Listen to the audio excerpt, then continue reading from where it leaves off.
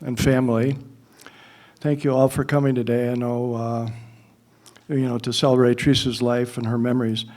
I also wish to give a special thanks to my son, Tim, wonderful son, Tim, who organized this beautiful tribute to his mother. I know that you all had to take off work and travel a great distance to be here today to pay tribute to our Theresa and her exceptional life. She touched us all, whether a parent, an aunt, an uncle, brother, sister, a husband, a son, a cousin, a niece, a nephew, grandchild, an in-law, colleague, or friend. She endeared us all. It's been said many people enter our lives in our lifetime, but only those very special leave footprints on our hearts. And be assured, all of you who are here today and those who couldn't make it have left those everlasting footprints. Later on, anyone who wishes to share with us a fond or funny memory is encouraged to do so. Remember, this is a celebration of her life, not a mourning of her departure. I know this would be her wish. So what footprints did she leave on your hearts? Most difficult part of putting this together was not having Theresa here to help me remember events and details. She had a much better memory and was an excellent critic. What I have to say will take some time, so just to hit the highlighted memories, but bear with me, I have a beautiful story to tell. How does one put in words a 57-year love story? Let me try. It all began on March 28, 1965. That's why I chose today, because today was the day my life changed forever. So for 57 years, we celebrated 2 anniversaries each year. The day we met, today, and the day we were married. However, let me warn you, I almost blew it twice. My story begins in Tucson, Arizona, on the campus of the University of Arizona. It's a late Saturday afternoon, and I'm walking to 5 p.m. Mass at the Newman Club.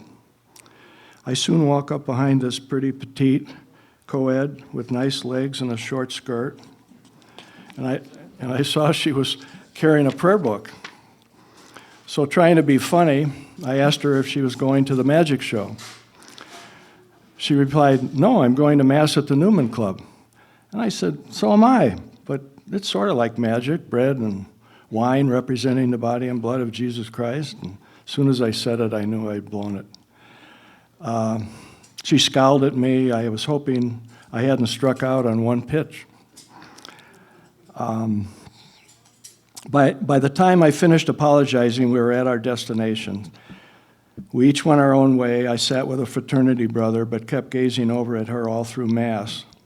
Afterwards, I excused myself from my friend and said I met someone who I want to get to know better. Well, I caught up with her, and I asked her if I could walk her back to her dorm. Surprisingly, she said yes. We introduced ourselves. We talked for 4 hours outside her dorm about our families, our friends, our schooling, our upbringing, our economic and religious backgrounds, our siblings, our goals. We seemed to have much in common. We were each the oldest of 5 children.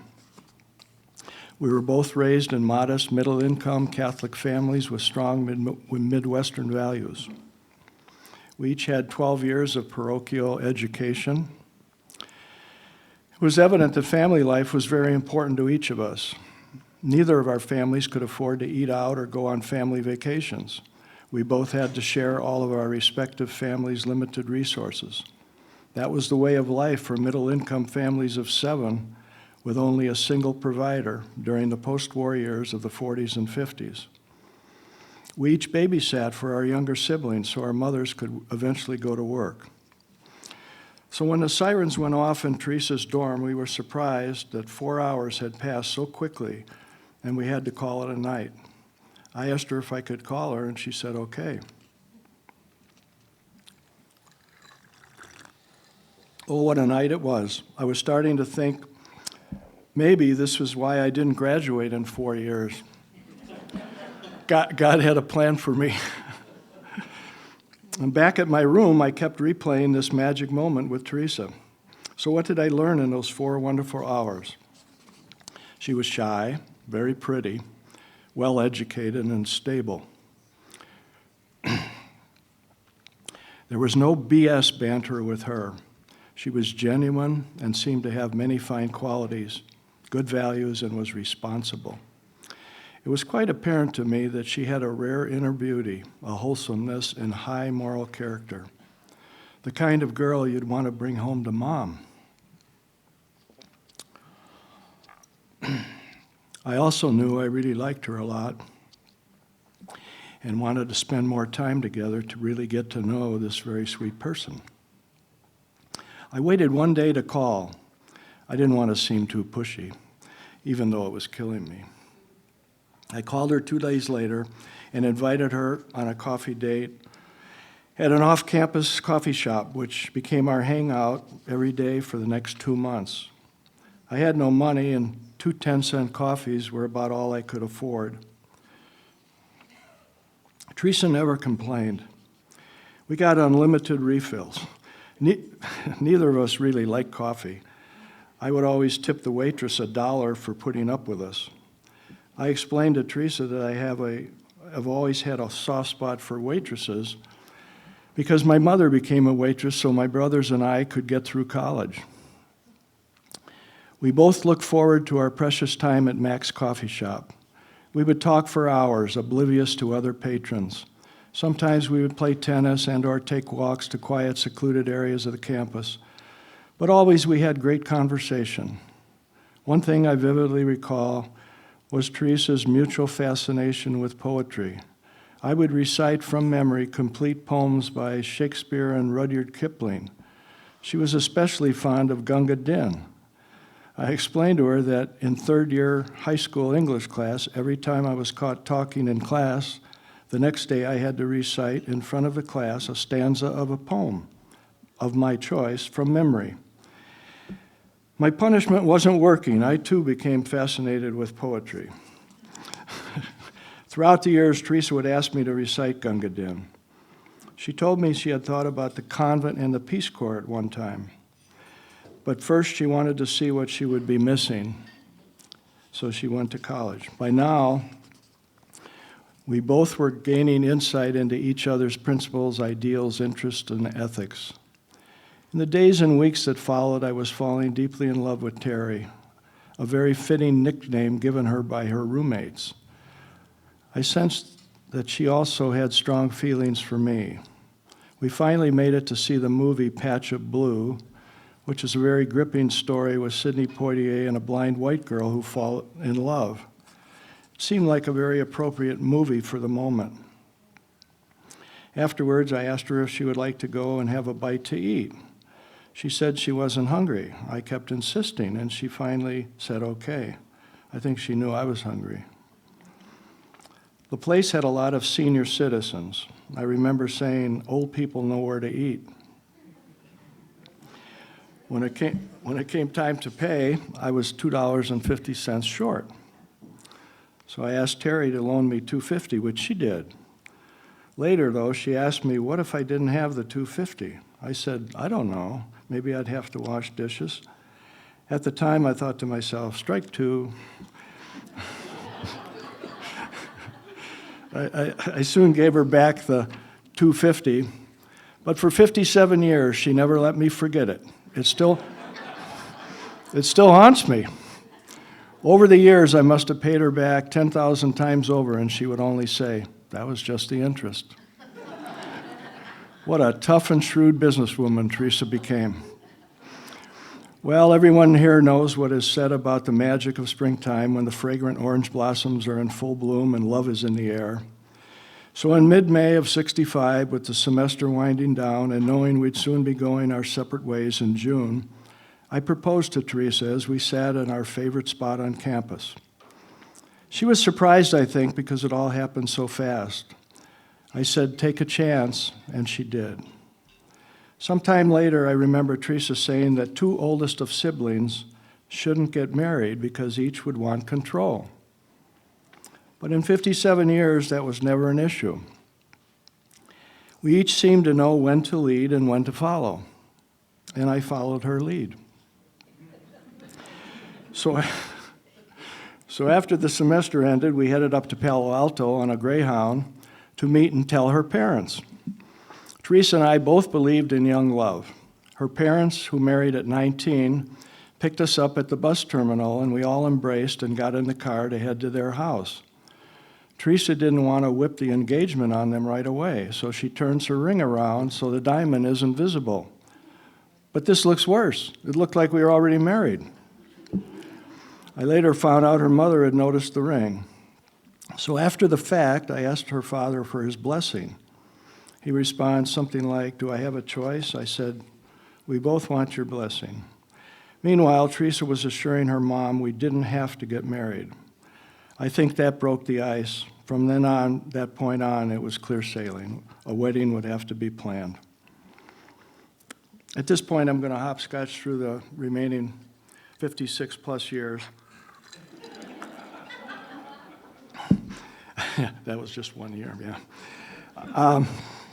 I may get some things out of sequence, but please remember and realize that this old gray stallion is not what he used to be. And that's not what she said. Her parents took us to some nice upscale restaurants in San Francisco. One was the famous Top of the Mark Hopkins Hotel. Another was the Trattoria Pinocchio's, which was quite memorable. About halfway through dinner, Terry's dad asked me what I thought of the waitress. I replied, "Well, she has a rather deep voice and a 5 o'clock shadow." Remember, this was 1965. I was still a babe. For the next 6 months, we were apart. Theresa was working in Palo Alto and I in Elgin, Illinois. I received a letter from Terry almost every day. I still have those letters somewhere in the garage. I flew out to Palo Alto, California for the wedding on November 27th, 1965. We're at the altar, and her young brother, Danny, and both her sisters, Patty and Rose, start crying. Then Theresa starts crying. And the priest asked her if she wants to continue. I said she does. Just give her a minute. Hey, I wasn't going to let her get away. I think her family realized she was leaving to live far away in Illinois. Theresa's much younger siblings couldn't fully appreciate what a gem of a big sister Theresa was until years later. We had no budget for a fancy honeymoon, but Terry took me places of interest in the Bay Area. Our courtship and married life began in the rebellious 60s, an era of Vietnam, Woodstock, the Kingston Trio, Peter, Paul, and Mary, the Beatles, Simon and Garfunkel, and Theresa's favorite, Joan Baez. The birth of long-haired hippies and bra burning became the craze of the crazies during the mid-60s. We went back to Tucson for my final semester. We rented a small efficiency apartment. Theresa took a job taking notes for a handicapped girl at $1 an hour, which amounted to about $10 a week, which we ate on. Theresa's accounting skills had started to come to life. I could only have so many slices of bread per week and could only buy what she had on the list, and no beer was allowed. I completed my final semester for my degree in civil engineering. We drove back to Aurora, Illinois, with only a stop at Carlsbad Caverns in New Mexico. We rented a fully furnished one-bedroom apartment. Before the boys were born, we took up ballroom dancing for a while. Believe me, I was no Fred Astaire. Theresa was a good dancer who learned from her dad, who accompanied her to all her high school father and daughter dances. Her dad taught her some dance called the Lindy Hop from his generation, which easily transitioned to modern dance. It was evident to me that her dad was her hero. I had a tough act to follow. Theresa loved music, dancing, and later on, the theater. For about 30 years, we had season tickets to both the Orange County Performing Arts and the Laguna Beach Playhouse. The following year in October, our first son, Paul, was born, and 16 months after that, Tim was born. We now needed a 2-bedroom place. Theresa was so happy in motherhood. She soon wanted a sewing machine so she could make clothes for the kids. I remember she made these jumper outfits for the boys. which really looked nice. However, I was hoping the boys were not going to look like little girls. We had been 6 years in an apartment, and the kids were now approaching school age. Huh? Hey, I like that couple.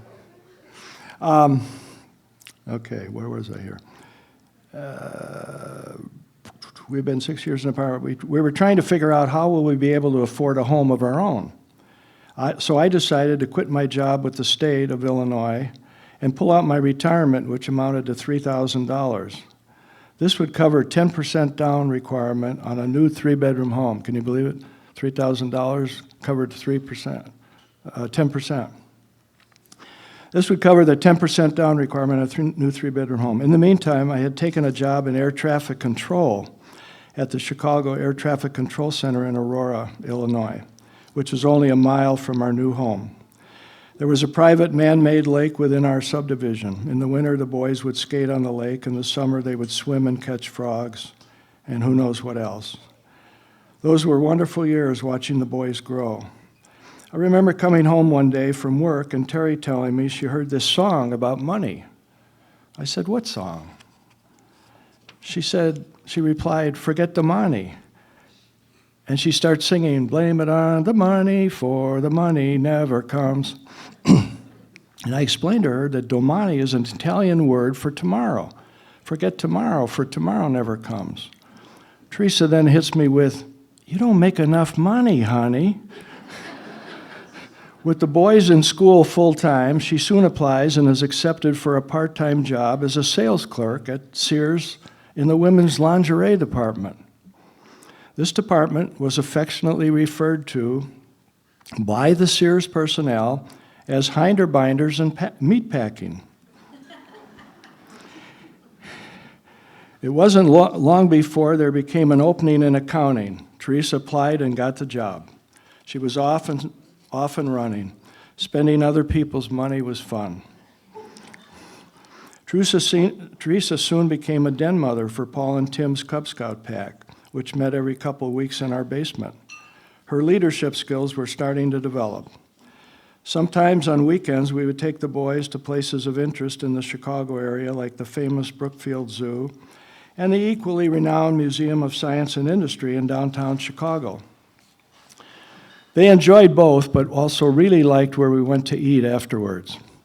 They loved this burger place. On each table, there was a canister of peanuts in the shell, and you were expected to throw the shells on the floor. This was their favorite place to eat, because they knew they couldn't do that at home. On another occasion, we took the boys sledding. As Paul is going down the slope, I spot a toboggan with 4 adults heading right for him. I frantically raced down the slope on foot, yelling, but to no avail. The adults can't avoid little Paul, who's not more than 6, and they crash into his sled. He suffers a broken leg. 2 years later, he breaks an arm falling off a jungle gym. Later on, Paul decided he wanted to try out for football. Theresa said, "Absolutely not." He was devastated and forever held that against us. Paul had the heart of a lion, but I also think he wanted to keep up with his brother, who played on both the high school and the collegiate levels. Theresa had never liked the weather in the Midwest. Too often it was cold, windy, or overcast. She wanted to return to sunny California. So in the spring of '76, after 4 years in our lovely new home, we decided to sell our house and head to California with no jobs waiting. We packed up our belongings in a U-Haul with our Pinto in tow, and we headed westward across the Great Plains as the settlers once did. The 4 of us were in the cab of the U-Haul singing songs all the way. We were packed in so close, we all complained about each other's bad breath. But we were really happy and excited. Both of the boys said they missed their friends and our basement. We assured them they would meet new friends, but sorry, boys, there are no basements in California. We stayed with Theresa's family for 7 months. I tried to locate a job in the Bay Area, But the country was just coming out of a recession and the job market was flat. In the meantime, I helped my father-in-law refurbish his rental homes. After 6 months of futility, I drove down to Orange County to test the job market and was blown away. In 3 days, I received 4 job offers. One wanted me to start the next day, another the following Monday. I told them I don't have a place to stay yet, and my family was still up in the Bay Area. I agreed to start a week before Christmas with a small civil engineering and consulting firm designing residential subdivisions. I called Theresa with the good news and said I found this really nice place to live in Irvine, which has great schools. Irvine was a new master plan city, just incorporated in 1975. We rented a 3-bedroom home in Westminster for 4 months until we could find a home of our own. In April 1977, we closed on a 4-bedroom home in Irvine, where we lived, laughed, and loved for the next 37 years. The boys attended parochial grade school and high school in the late 70s and early 80s. Theresa would closely monitor the boys' school activities. Nobody was ever going to mistreat her beautiful boys. I recollect 2 instances where Theresa had to meet with the teachers.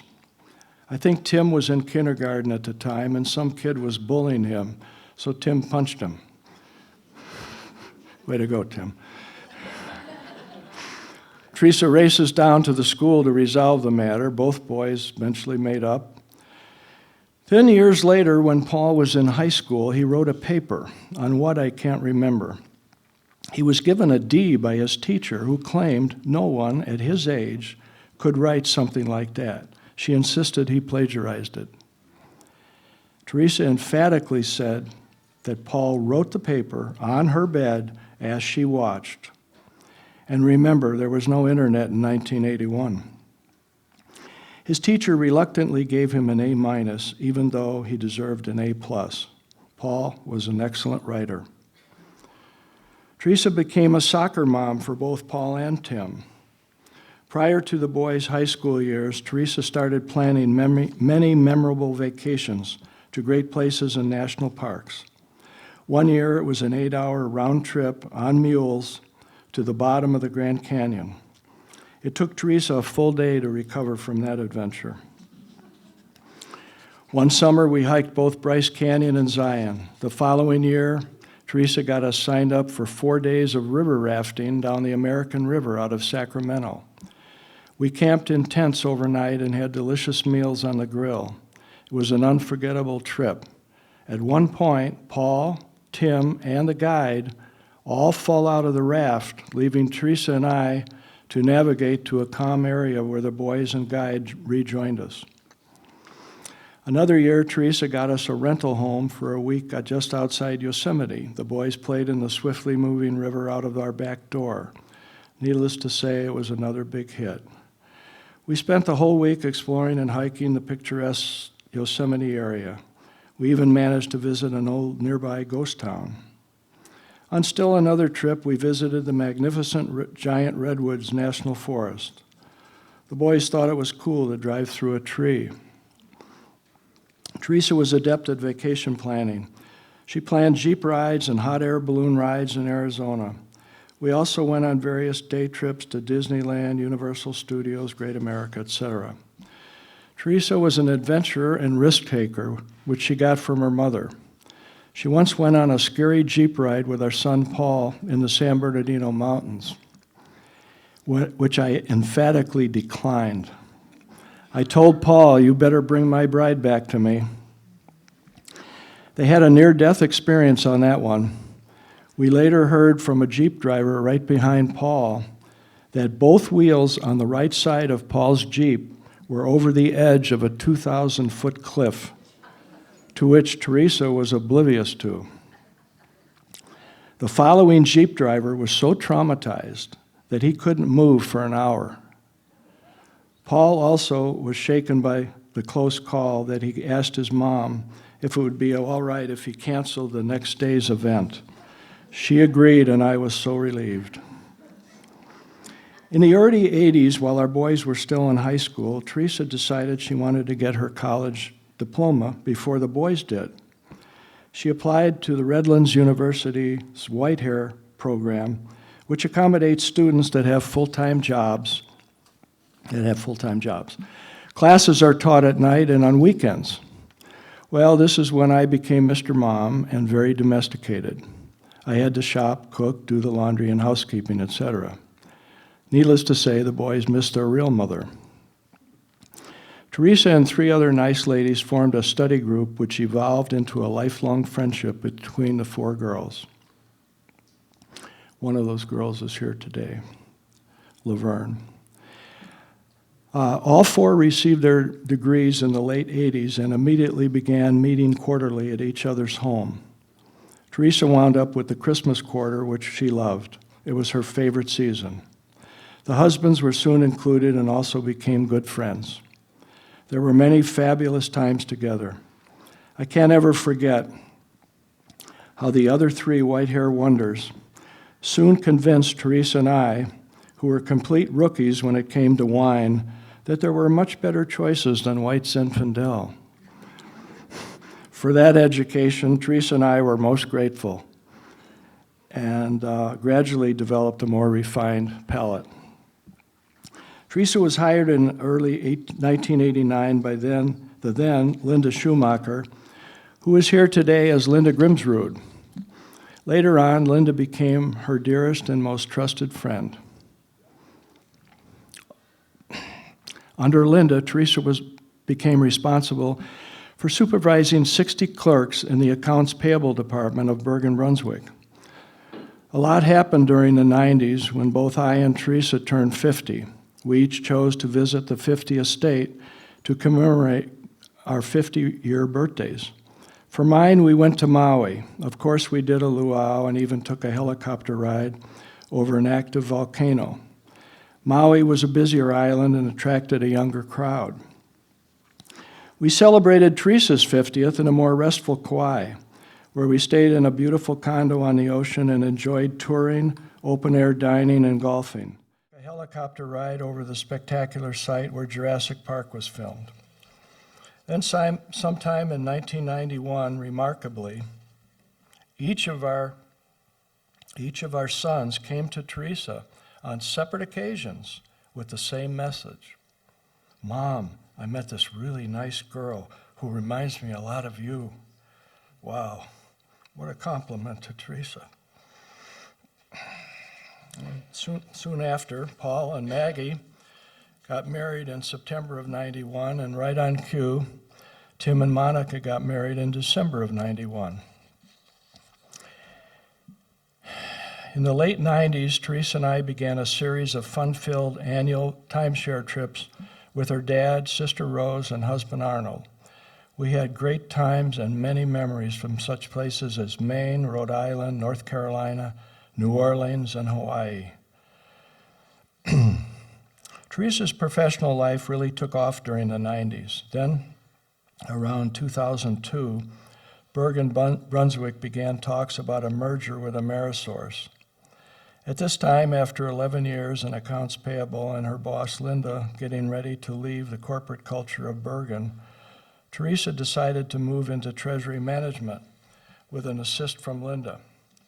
A few years later, after the Amerisource-Bergen merger was completed, Theresa was offered a position in Pennsylvania, which of course she declined. Her family was in California. Theresa then called her former colleague at Bergen-Brunswick, Scott Hogate, who's here today, and who was then with AMO. Theresa was soon hired as treasury manager at AMO.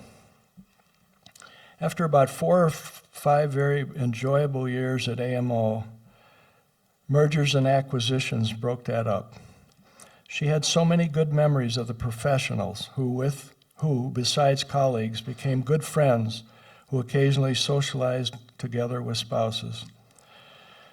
Theresa spent the next 4 years as Apria Healthcare's treasury manager. Theresa retired at the end of 2013. Whatever Theresa decided she wanted to pursue, she was successful at, whether a wife, mother, professional businesswoman, or grandparent. But the 90s weren't without disappointment and sadness. I lost my father in July of '95 with throat cancer. Theresa's mother passed away 2 months later of breast cancer. Then in late November of 1999, my younger sister had died at the age of 54 with breast cancer. She left behind 2 wonderful sons, ages 16 and 21, and a loving husband who was my best man at my wedding. Theresa and I had lifelong memories of the many fun times we had with my sister's family. For many years on New Year's Eve, we would drive from Irvine to Carlsbad in our pajamas, hoping we didn't get stopped by the police, thinking we broke out from some old people's home. Another very fond memory I have is of Theresa and our granddaughter Emily, who was about 8 years old, who's also here today, started going to see the annual production of the Nutcracker. Eventually, Emily had seen it enough times to recognize when the performers messed up their lines. Way to go, Emily. Later on, Theresa and our other granddaughter, Juliana, eventually started going to selected Broadway theater performances. Just after the turn of the century, that's the 20th century, by the way, our dear next-door neighbors of 35 years, Tom and Marion Naw, invited me to join a great group of aging golfers who were known as the Rockwell Fun Group, comprised primarily of retired rocket scientists. I fit right in. We played 9 holes every Saturday afternoon during the summer. We all seemed to do better on the 10th hole, the watering hole. Then in the late fall of each year, we would go away for a full weekend golf tournament for the guys, while the girls would go sightseeing and shopping. Every year, we would go to a location where we got the best deal. Over the years, we went to courses in San Diego, Indio, Palm Springs, Temecula, and Solvang, etc. Theresa became somewhat of a shopping icon. The ladies always bet on Theresa winning the shopping sweepstakes. Who would buy the most? Theresa usually won. Then each evening, we would all have a nice dinner together and then party the rest of the night. The entire Rockwell group was very special to us and have remained lifelong friends. In the last few years, we have lost several of our beloved Rockwell family. But again, age and health were interfering. In 2008, Theresa lost her brother Tom to cancer. In 2013, Theresa and I got very serious about where we wanted to retire. We thoroughly explored 7 western states, but went with the origin of our first love, Arizona. By now it was 2014, and retirement had finally arrived after 48 years of busting our butts, and occasionally those of others. You work a lifetime for retirement, so you can have the time of your life with your bride of many years. For 9 magical years we did. We discovered that every week was a 7-day weekend. It was the real honeymoon we never had. Soon we were enjoying romantic dinners out at different restaurants 3 times a week. Every year we had season tickets to Broadway theater musicals.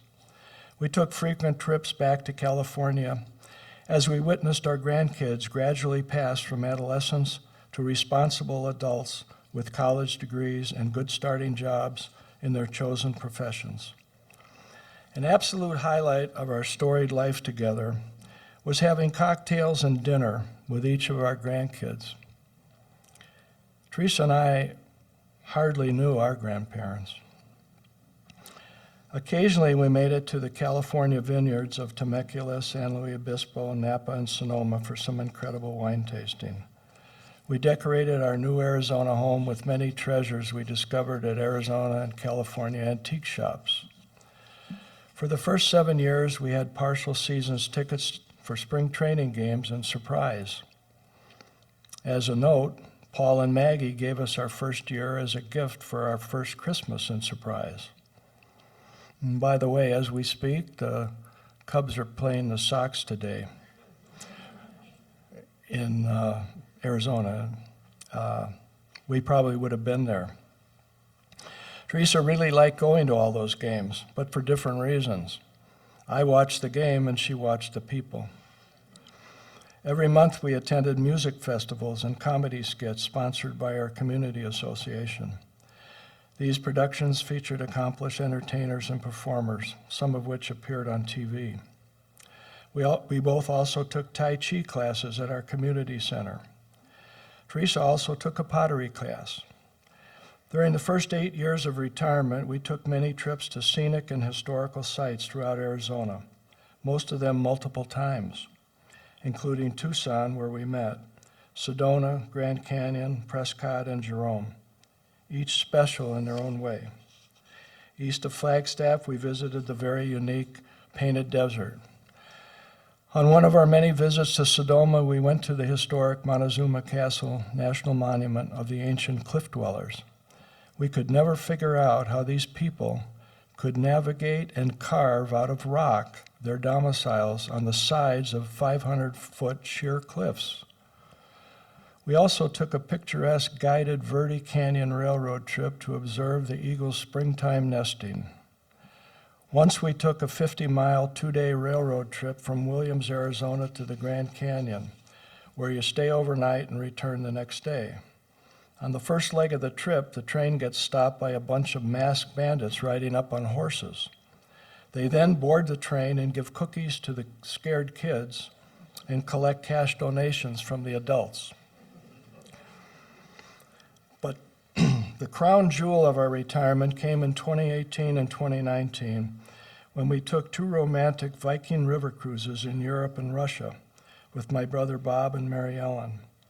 In September of 2018, we took a 15-day Grand European cruise, which we extended 3 days in Prague on the front end and 3 days on the back end in Amsterdam. Theresa and I would enjoy a glass of wine on our patio each night and enjoyed the spectacular views and ever-changing hillside vistas of castles, quaint towns, vineyards, etc. We went through more than 50 river locks, mostly at night.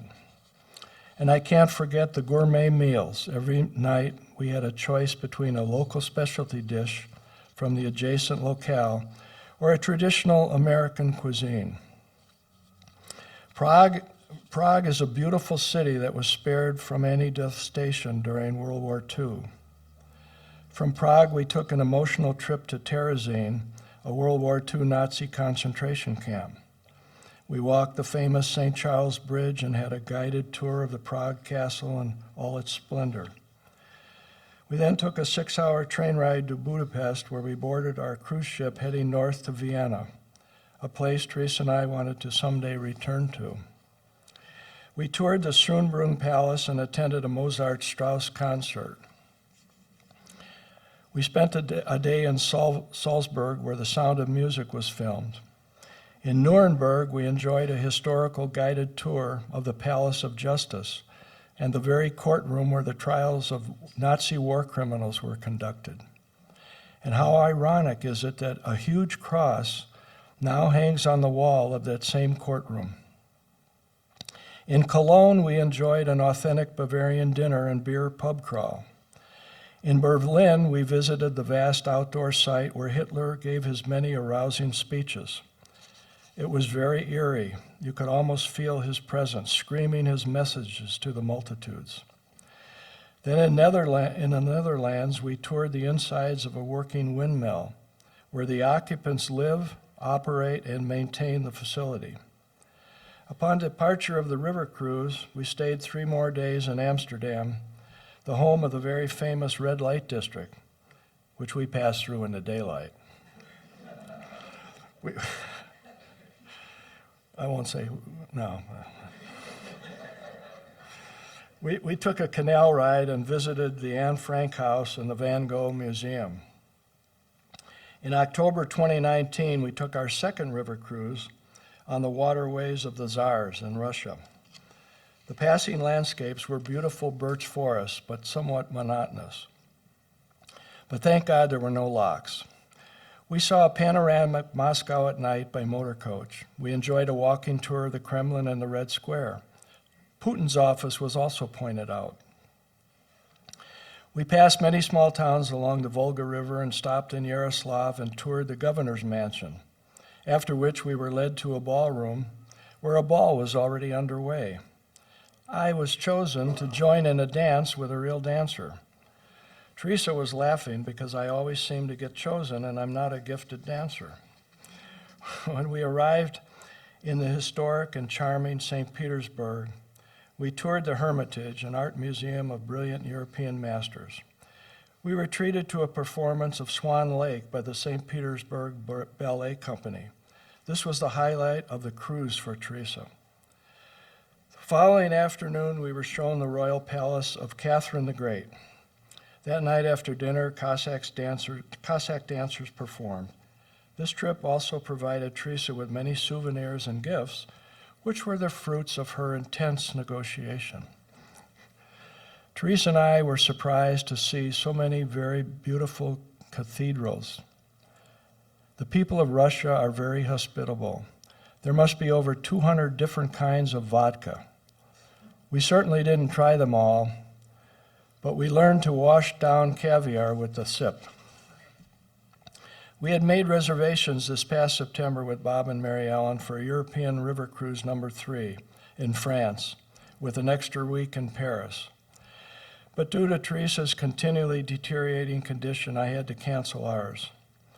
The most tragic and devastating time in our life occurred on October 28th, 2021, when we lost our son Paul to COVID.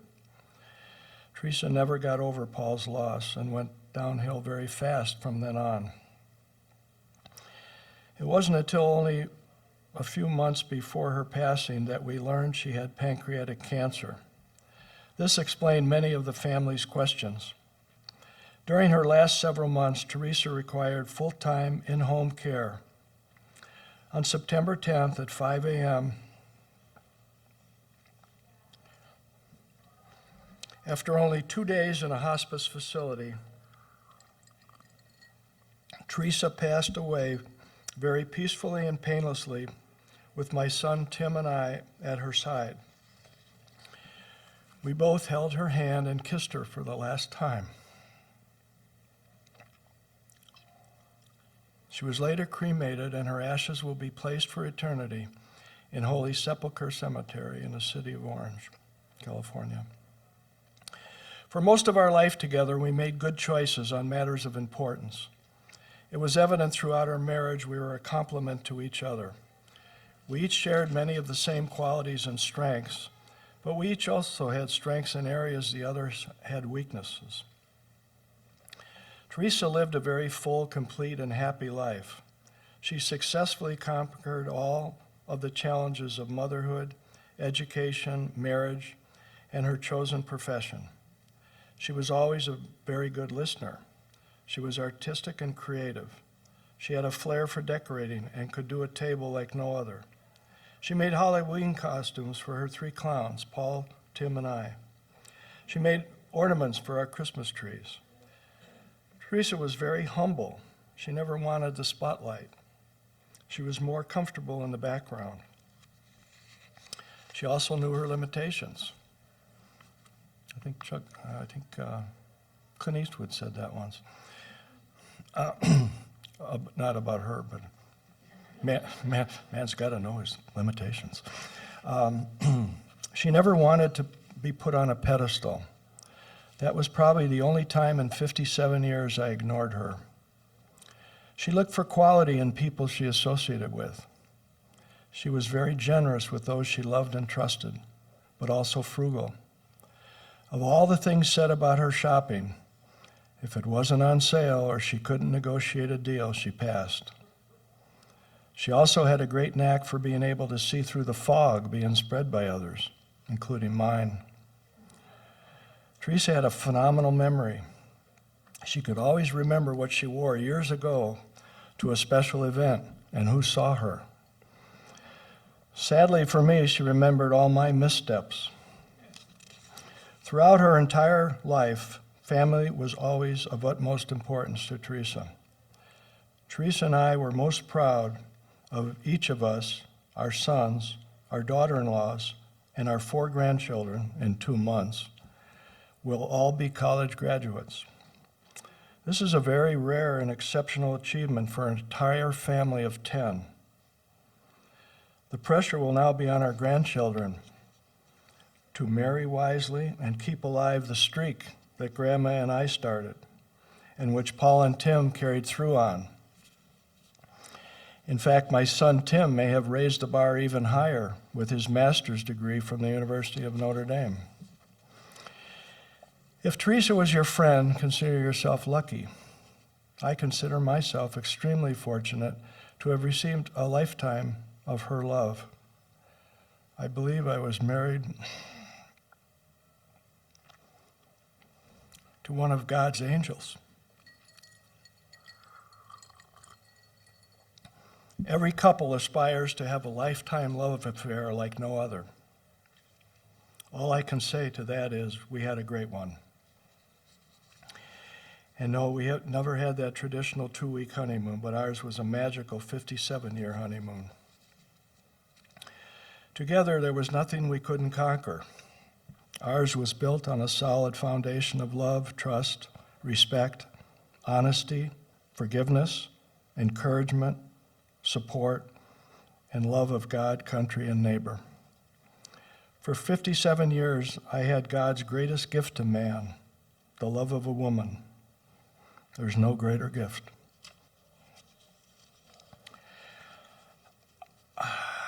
And what a woman Theresa was. Theresa was my pillar of strength, my sweet lady of substance. Theresa was very influential in my life. After her death, I find myself asking, what would Theresa do in this matter? And I soon find clarity. Theresa made me a better person. She was always my hero, my best friend, my confidant, and my lover. There's nothing I wouldn't have done for her. I would have given my life for her.